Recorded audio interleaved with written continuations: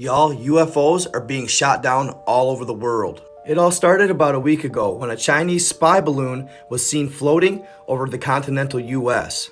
Though Chinese officials stand by their claim that it was just a civilian weather balloon, Biden ordered the balloon shot down by 2 US fighter jets just off the coast of South Carolina. Here we see US officials gathering the debris last Tuesday in the Atlantic Ocean. After the initial incident, things were quiet for about a week, until Friday afternoon, when NORAD spotted an unidentified flying object just off the coast of Alaska, about 40,000 feet in the air. The only thing is this time, this was no balloon. The US fighter jets scrambled, and they were surprised by what they found. It was an unmanned aircraft that was cruising at an altitude of around 40,000 feet, so it posed a threat to commercial airlines. And much to the fighter pilot's surprise, as they approached the object, something began to scramble their electronics. Nevertheless, they were able to shoot down the object after Biden gave the green light. And just when they thought the incidents might be over, another object was spotted over Canada in the Yukon Territory. With this object, Prime Minister Trudeau wasted no time in getting US assistance from an F-22 fighter jet that flew over and shot it down. And just when you think there's no way any more UFOs could show up in North American skies, think again. Shortly after they brought down the Yukon UFO, another one appeared just north of Montana. NORAD reported seeing an anomaly ping on the radar a couple times, so they sent fighter jets out to investigate the area. But they turned up nothing. Then, not even a couple hours later, an octagon-shaped UFO was spotted at 20,000 feet above Lake Huron, just off the Canadian border. So far, it seems as though we're getting an array of UFOs, from octagon-shaped to cylindrical-shaped to the one that was oddly shaped over Alaska. They all seem to be working off of some sort of possible anti-gravity system, as they haven't seen any means of propulsion nor propellers on the craft. What's also baffling officials is these appear to be autonomous. It's even been said that the craft over Lake Huron had long strings hanging down from it. They assumed that this was the craft that they had spotted on radar just north of Montana a couple hours previously. Officials would later find out that this was the case. And no sooner did I report on the Michigan craft, did I read about another one out of Portland, Oregon. Yes, you heard me right, another UFO spotted near Portland, Oregon.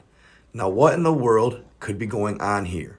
Are these crafts really extraterrestrial? Are they really unidentified flying objects? Or is there another explanation? At this point, I understand why people want them to be UFOs. It's exciting, it's crazy, the craze over the last couple years. UFOs are a big deal. But during all this, we have to stay grounded. As volatile as everything is right now with World War III, we can't make any mistakes at throwing out accusations or assuming they're just UFOs for that matter. If, say, they are some new technology from another country who could be an enemy, you wouldn't want to think that it's a UFO and make a huge mistake. Because I have seen that drone-like craft similar to these are being produced, or at least this type of propulsion for a drone, the propulsion that's more magnetic in nature, has been being worked with, and there could be militaries that have achieved this feat at this point in time, especially China. And speaking of China, I just read they have a craft over Beijing that they had just spotted, another one similar to the craft that we have talked about. So even China is seeing these craft above their country as well. So does that rule them out as these are theirs? No, not at all. But we can say that they aren't being left out either. Now all we have left is Russia. And there you go.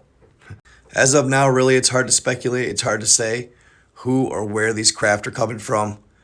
But let me know what y'all think in the comments. I'm curious to hear y'all's opinions on the situation.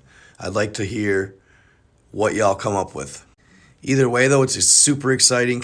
And it's also somewhat scary. Things are happening really fast. Don't panic and keep your feet grounded and Make sure you're listening to the right networks and studying the right media. Before you take a story and run with it, make sure it's all credible.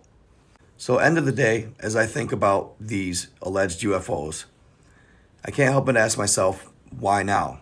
Why now are they exposing themselves? Why now are they allowing us to see them? As before, they've been rendered invisible, they can cloak. And with potentially a war going on, or the precursors to war going on, why would they do this and infiltrate airspace and leave their craft vulnerable and even go as far as letting us shoot them down? It doesn't make sense. We all know that they can avoid our rockets, shut them down midair. They can run cloaking camo. They can go unseen. So what's with showing themselves all of a sudden? That's why I want you guys to sit back and think that maybe it could not be UFOs, possibly. Now, I say that in the sense of, yes, they are unidentified flying objects, but they may not be extraterrestrial after all.